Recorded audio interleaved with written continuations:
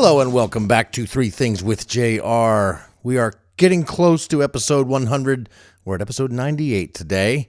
And I've just got a bunch of little things to talk about. No interviews, no nothing. Just my thoughts on a bunch of stuff. And it's hard to ignore what's going on in the world today. Just a few days after the Supreme Court overturned Roe v. Wade, giving power back to the states to make laws about abortion. It seems crazy to me that for my entire life and well past, earlier than when I was born, abortion has been a topic of discussion and debate, and it seems like this should be settled by now.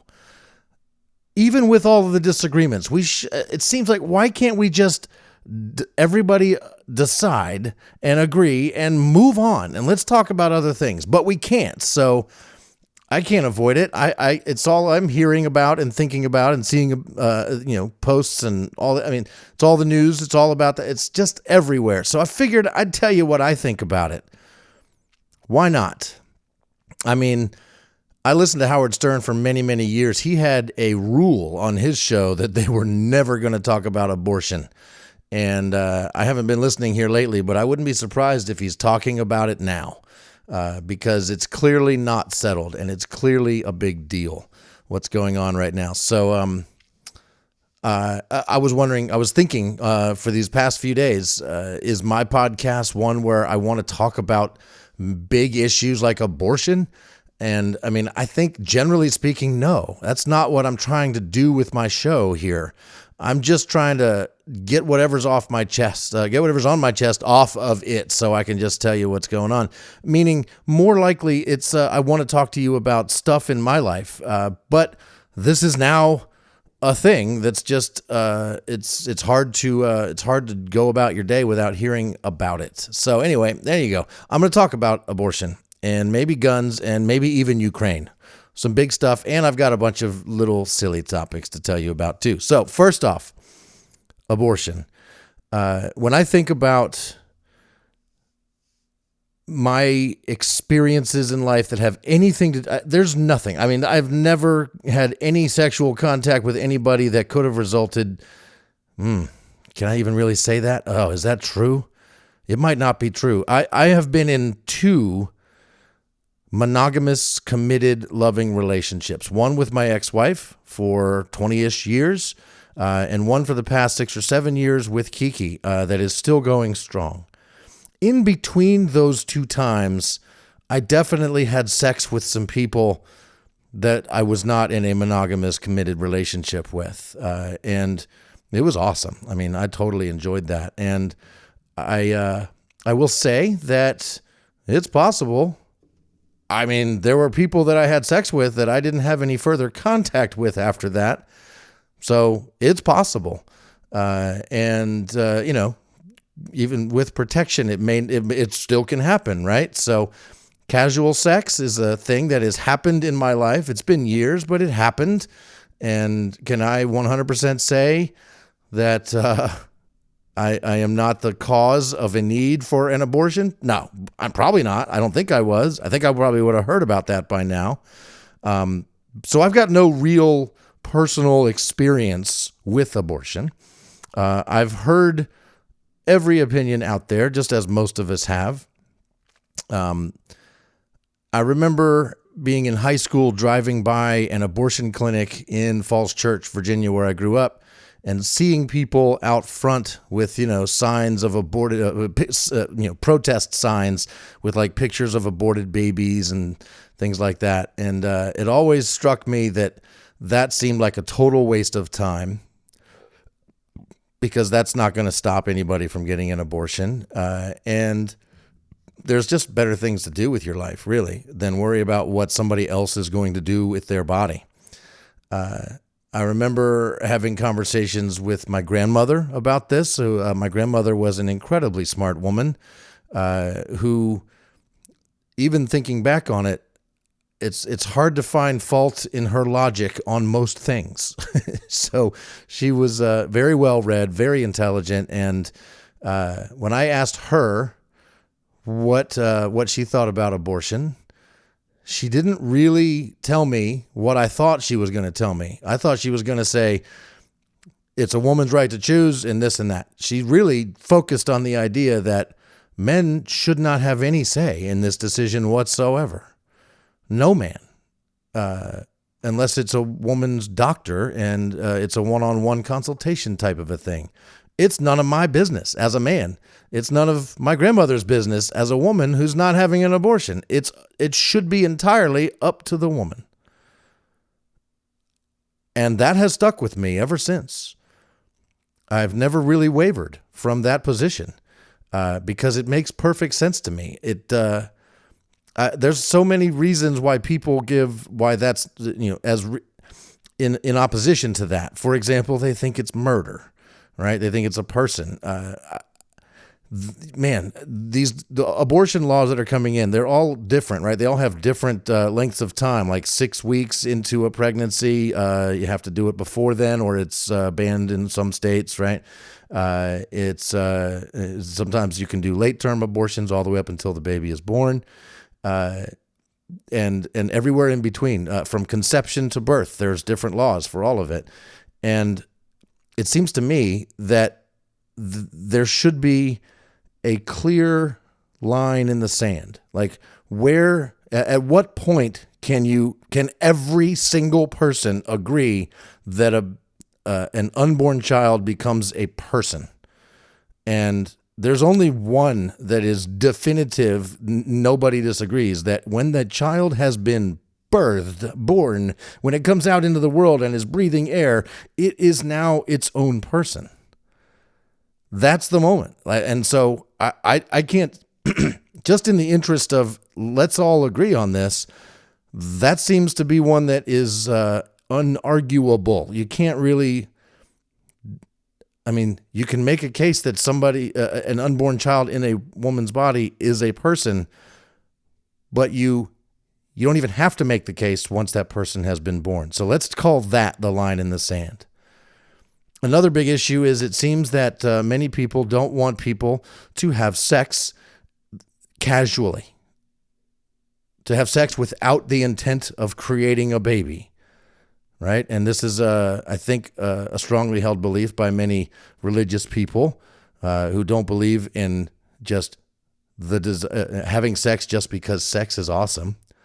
They think sex should be only for creating or procreating. I disagree. I think sex is fun, and having a baby, not so much fun. And I want to have sex without having a baby. And I can do that because I had a vasectomy, and that allows me to have sex without creating a baby. And I think everybody should be able to do that if they want to. And abortion is one way. Should things go wrong, poor planning, too much alcohol, too much fun, sometimes a baby might be created, and it doesn't always mean that's a good idea, right? So I think women should have the right to control what's going on in their body. To an unborn child, whatever's inside their body, they should have control over that. Just like I have control of everything inside of my body. It was my choice to snip and make it so I can have sex whenever I want without creating a baby. And women should be able to do the same thing. And if things go south, they should be able to do something about it because it's inside their body. I also think about, I read a book a while back called Freakonomics. It's a big deal. It was a big deal when it came out. And these guys in the book Freakonomics cited a study that looked at the long-term effects of abortion on crime. They found that when abortion became legal and people could have them, and the number of abortions increased, that years later, once those unborn children who are no longer, they're not born, once they became of age to commit crimes, once they would have come of age to commit crimes, they weren't there to commit them. And as a result, crime has been going down. And this study, they did it many years ago in 2001. And I was curious because I hadn't really thought about that study until just these last few days. And I was curious, like, is that still true? And if you want to know if that's still true, it's easy to find out because now they have a podcast over there at Freakonomics. Just search for it. It's in your podcast app, wherever you listen to podcasts. And I would strongly urge you to listen to episode 384. It came out in July of 2019. The Freakonomics podcast revisited that study that was done by Steve Levitt and John Donahue, and they discussed it much later, 20 years after they had done their research. And they revisited the stats, the numbers, to see if they were still holding true, or if their study was proven incorrect, or somewhere in the middle. And if you want to know the results of that, I highly recommend you listen to episode 384 of Freakonomics. That podcast is now on. I'm now following that one, so I will be getting all new episodes. It's a good podcast to get caught up on. A different way of looking at so many different aspects of life and thinking about it in different ways and following the science and the numbers and the money and all of that stuff. So that's an interesting way to think about abortion. Abortion, having more people choose to get abortions, having more women decide for themselves that they were not ready to bring this baby into the world, so they aborted it, resulted in fewer babies born that were likely to commit crimes. That's the result of that. And that seems like a good thing for everybody. Who doesn't benefit from less crime? And the study in 2001 showed that, and there's further numbers into the last 20 years where they discuss how the effect of that, did it stay true or not? So go check that out. Anyway, I think it's ridiculous what the Supreme Court has done. It was settled law. Mike Pence came out and said he was obviously extremely excited about it, and now he thinks it's time to invoke a nationwide ban on abortion, which seems strange to me because the Supreme Court just said it's not a constitutional thing. It's not something that there should be federal law about. It should all be up to the states. And so Mike Pence wants to go completely against the logic of the Supreme Court decision and use a federal law to ban abortion nationwide. I mean, it's just ridiculous. And last thought on abortion, all of this does make me a little mad at anybody that voted for Trump. I'm not as mad at the idiots who still think Trump is great, because there's no helping those fools. But for the people that voted for Trump and are now regretting that they voted for Trump, I mean, we told you. We talked about it. We talked about it then, and you didn't listen. And this is the result of that. And some of you might be very happy that this is the result of that. But I think the majority of the country, and certainly myself, are not super happy with the results here. I hope Biden enlarges the Supreme Court, add more justices so that we can get a majority in the right direction. But I kind of just wish we'd stop freaking talking about it. Guns. I don't own any guns. We've talked about guns a couple times on this show. I know people that own guns. Guns are fun to shoot, but I don't own any, and I don't care if I ever own any. I don't think me owning a gun would ever be a good idea because I would want to shoot it, and that's the problem with guns. People that have them want to shoot them, and many people are totally able to only shoot them in places where you're supposed to shoot guns, firing ranges and stuff.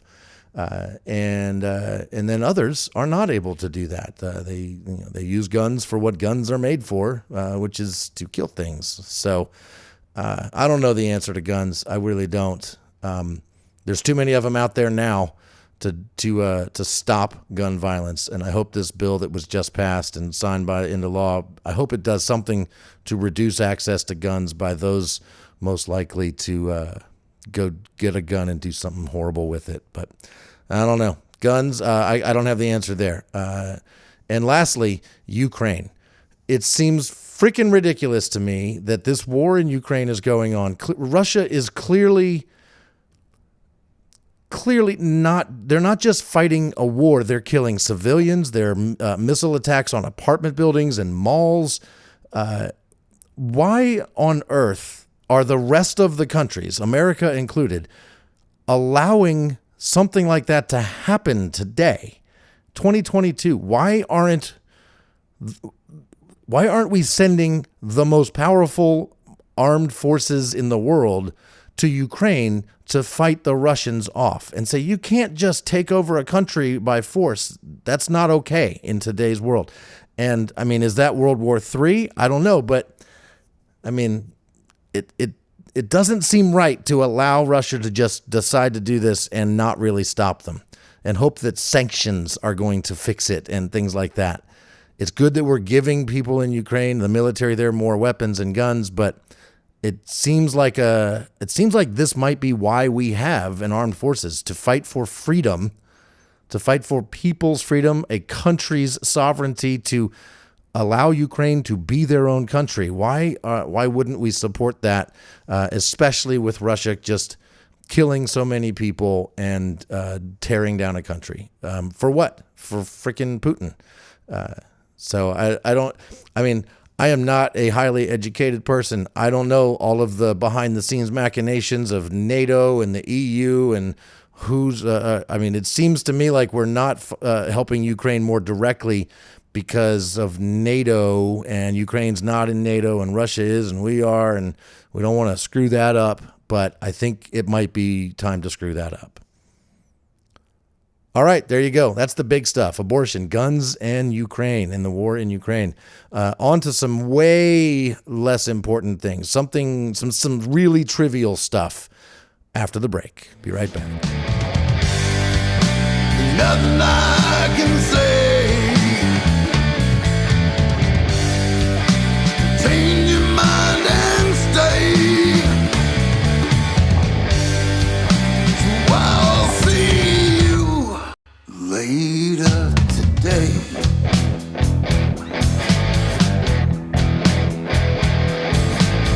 And we're back.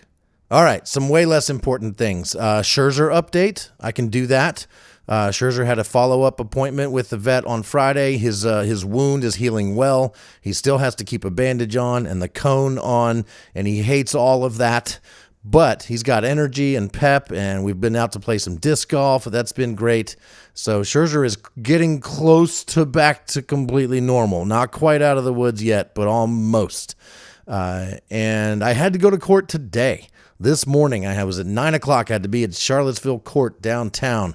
And I was anticipating this being a quick thing because I knew that the owner of the other dog wasn't planning to fight this by lawyering up and all of that stuff. I'm not even pressing charges. It's not me charging her.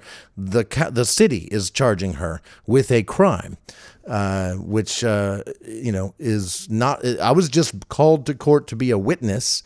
My dog happens to be the victim of the crime, which makes me kind of the victim of the crime. So hopefully they're going to be putting in restitution, so she has to pay me. She has been paying me a little bit. Every time she gets paid, I get a couple $100, but small dent in the over $3,000 worth of vet bills.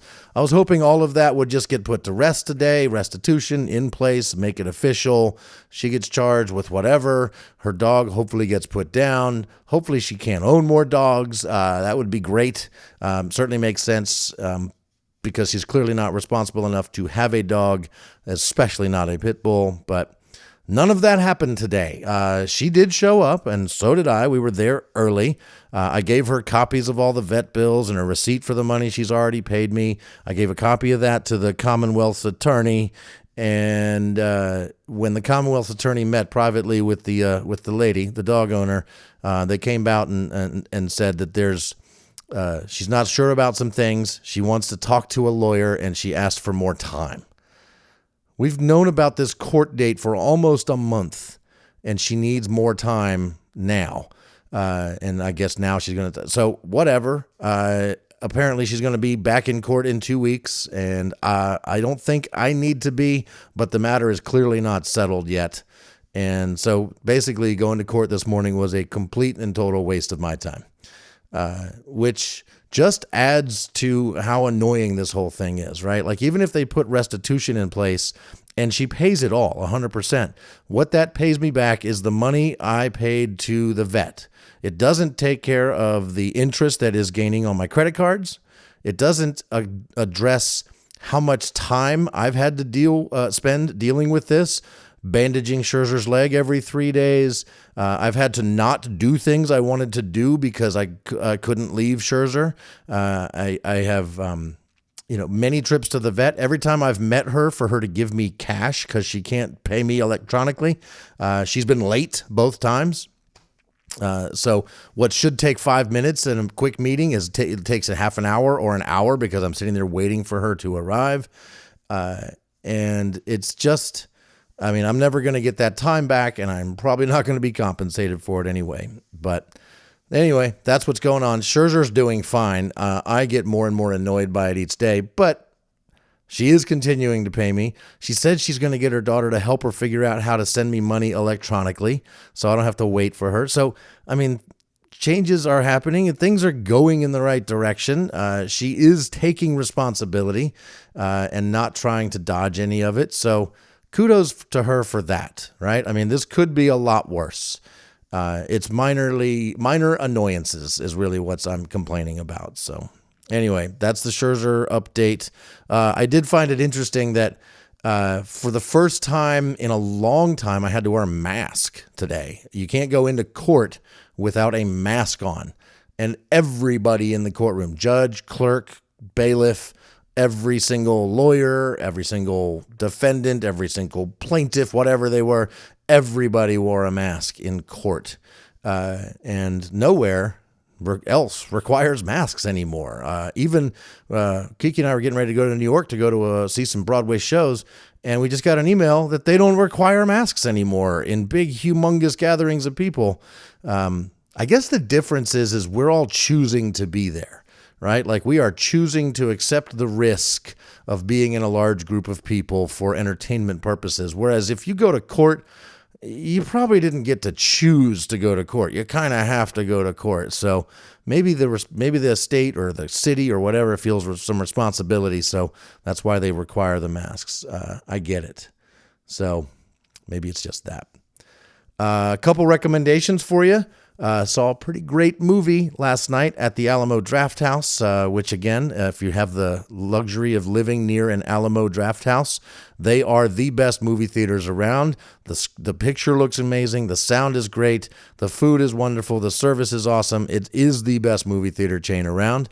And if you're going to see a movie that, a big spectacle type of movie, go to the Alamo Drafthouse. It's where I saw Top Gun Maverick a few weeks ago. Fantastic. And the movie that Kiki and I saw last night, Elvis. And Kiki said, I hope this movie makes me like Elvis because I'm not really a big fan. She's not against him. She doesn't hate him, but she's just never really seen the appeal. And I said, well, me too, because I am an Elvis fan. I've always loved his songs and just the story of Elvis is just mind-boggling. And this movie has a lot of fun with it. The performance of Austin Butler as Elvis, I thought was absolutely incredible. That dude put everything into this performance, and it shows. Tom Hanks as Colonel Tom Parker. I've never seen or heard what actual Colonel Tom Parker looked and sounded like, but I don't know if his portrayal is accurate. But the movie is told from his point of view, and he doesn't really accept the role as being the bad guy in the Elvis story, even though there's court papers to show that he definitely defrauded Elvis and his family. But it's kind of told by his point of view, which is kind of weird to do. The musical sequences in this thing, it's kind of all over the place. It jumps back and forth. It includes modern music as well as older music that influenced Elvis music, and lots of other stuff. It's a long movie. It's 2 hours and 40 minutes, and I knew that going in, and I was prepared to be like, oh, this movie's going on. I know. I wanted a little more at the end. I heard there's a 4-hour director's cut.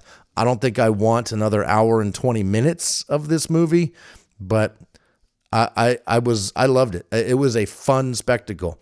One thing I have not yet done is I have not gone and like Googled it to find out how accurate it was. I'm quite certain they took lots of liberties with lots of things, and I don't see this movie as your traditional biopic, even though it's got a lot of the biopic tropes in it. It was done with such style and energy that I just see it as a fun movie. It really was great. The performances were awesome. The music was fantastic, and it was funny. It was heartfelt. It was sad. And yeah, I mean, I think it does shed a little bit of light on what Elvis went through to do what he did. But for the most part, I don't care if it was accurate or not. It was just fun to watch, if you like Elvis. And coming out of it, Kiki said, yeah, I think I do like him a little better now than I did before. And we listened to Elvis all the way home, and we sang along, and she realized she liked more of his songs than she thought. So that's cool. Maybe she'll add a few more to her playlist. Her playlist where she just likes put all of her her liked songs. She only had one Elvis song on that playlist until last night. Hopefully she's adding some more. Can't Help Falling in Love with You, I think is the one she said she already had on her playlist. So I think she's going to add some more. Anyway, so that's a movie. Here's a TV show that I just am mind blown by this TV show. It's called The Boys. It's on Amazon Prime.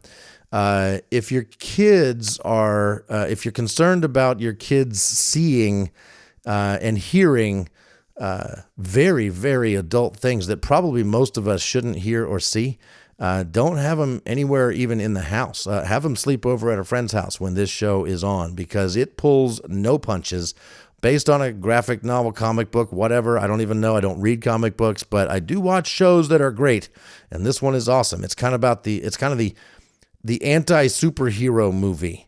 It's none of the superheroes you've heard of from other places like the Marvel Cinematic Universe. None of those superheroes are in this. They're all made up for this show, but you can kind of see parallels with some of them. And it basically approaches the whole idea of superheroes as if, what if they weren't just individuals with superpowers doing great things to save people? What if they were run by a corporation who was extremely concerned with profit margin and brand recognition and marketing and making movies with those superheroes? And what is their Q factor rating?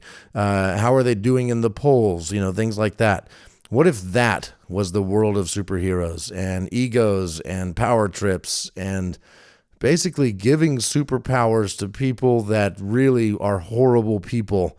And on top of being horrible people, now they have horrible abilities to do even worse things than other people can do. It's the story of the people that are fighting those people who don't have superpowers and want to eliminate these soups from the world because they're clearly bad for everybody. There's nothing redeeming about these superheroes.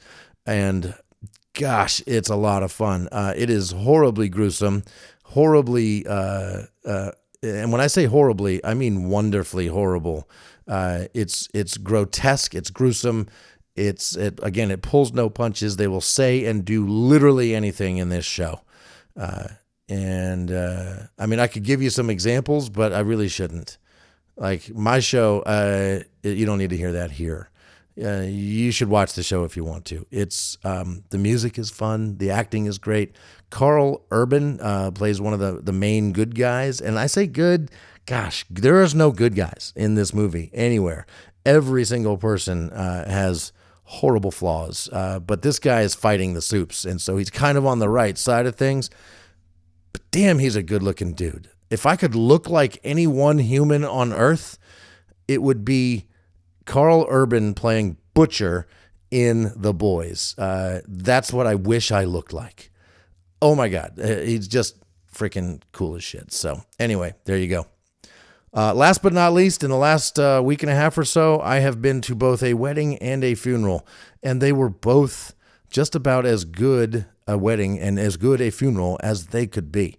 The wedding was so nice. You know how people say, oh, the ceremony is going to be short and sweet, and then it ends up taking 35, 45 minutes? This one wasn't. This one, literally, the ceremony was like 10 minutes long. They had the cutest ring bearer boy I've ever seen. His name was Huxton, and he was like 2.5, 3 years old. Adorable. The wedding was over really quickly. They should have put a mic on the preacher guy because nobody could really hear him. But other than that, the wedding was great. The reception was nice. The food was good. All of the alcohol was in a canoe, and you had your choice. You could drink whatever you wanted as long as it was Bud Light, Miller Lite, or Coors Light. I had one of each just because I'd never had the opportunity to have one of each right there, ice cold. I wonder which one of these I like better. And I wasn't driving, so I took the opportunity to have one of each. And you know what? When you do that, there's a clear winner. The best one of those beers, and especially if you start drinking them on an empty stomach because they haven't started serving the food yet, whatever one you drink last is the best one. So in my case, it was Coors Light. Bud Light tasted like piss. Miller Lite tasted like the champagne of beer. And Coors Light just went down smooth and easy. And I think that's probably because it was my third beer on an empty stomach. So there's that. Dinner was great. The company was great. We got out of there. I think they probably kept partying afterwards, but we were done. The DJ was okay. He was just playing some music while we were all sitting there in the reception, listening to music, talking with each other, waiting for the wedding party to finish their pictures. The DJ was playing some music, and he was playing good music. The problem was he's got that software, right? He's got like a mixing station, so he's the kind of DJ that can listen to the beats per minute of one song and sort of mash it into the next song and kind of match them up, so that the rhythm stays similar and it keeps the energy of the party up, right? And there's DJs that are so good at doing that you don't even ever know it's happening. And he can change the pitch of certain songs to speed a song up a little bit so the beats per minute work with the song that's coming after it or coming before it, whatever.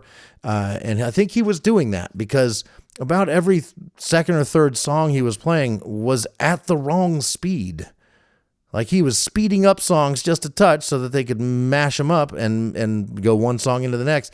But then he just left them at that wrong beats per minute for some of those songs. And you're like, why is this song being sung so fast? And I went up and asked him. And I said, hey, man, nice, great music you're playing. He's like, oh, thanks. I said, I just got a question. It seems like sometimes some of the songs you're playing them a little faster than normal. Is that true? Is that accurate that you're doing that? He said to me, yeah. I said, okay. I was wondering if you're doing that because of trying to match up two songs with beats per minute, stuff like that. He looked at me and he said, yeah. I said, okay, that's cool. Like you do that right so you can have this different songs match up with the same beat and keep the energy going. Like, is that... but then sometimes you leave them playing at that faster speed, so they sound a little weird, right? He said, yeah. I said, all right, cool shades, dude. And I walked back to my table, and that was it. There was no other further explanation needed, apparently. So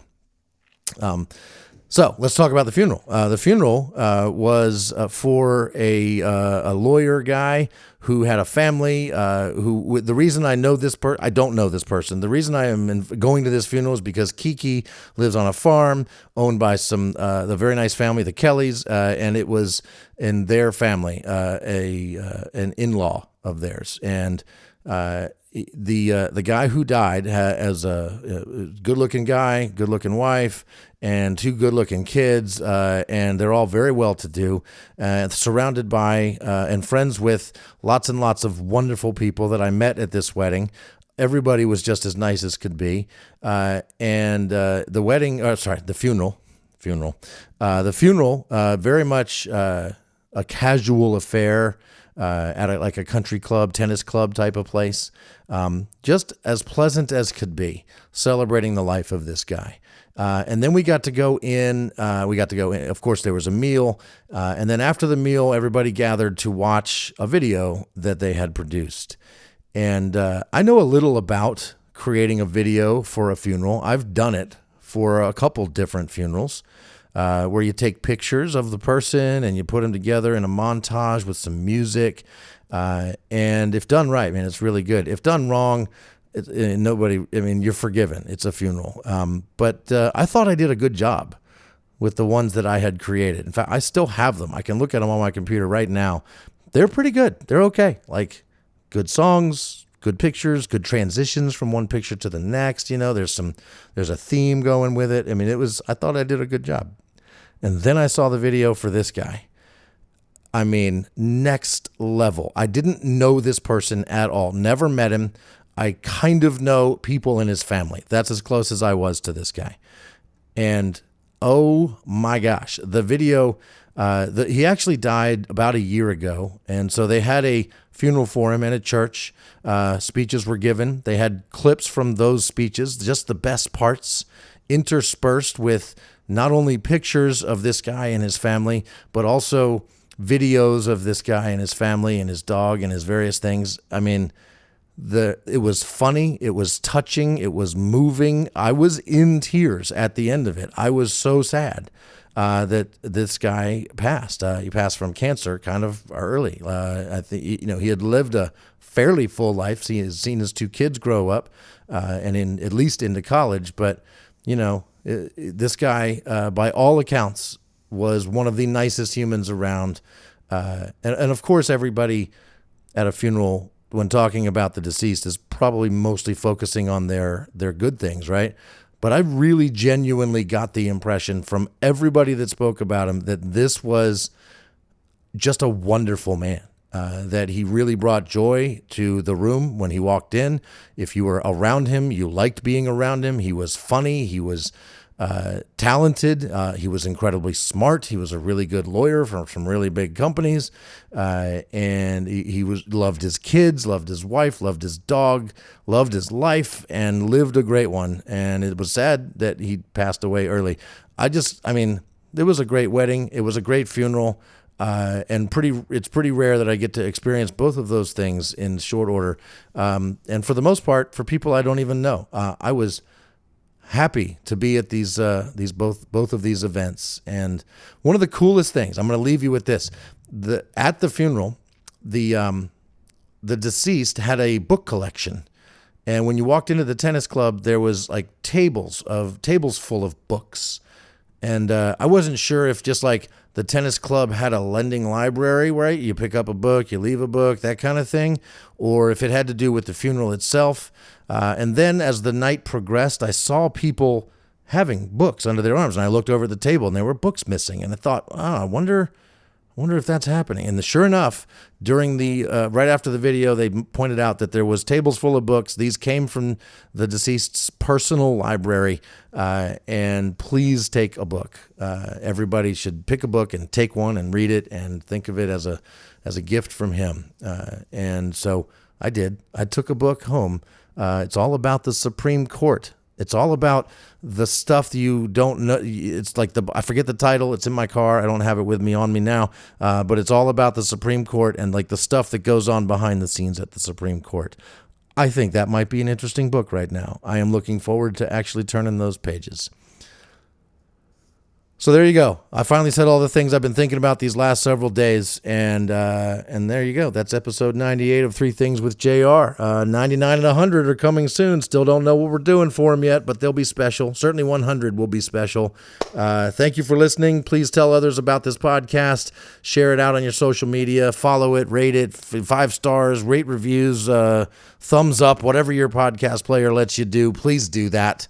It helps me. It helps me get this podcast out and gets more people listening. So, cool. We're done. All right. See you next time. Everybody say, people who love should always love people who care, put their souls on the line, people of faith, have something to live for, but people who hate are just wasting their life.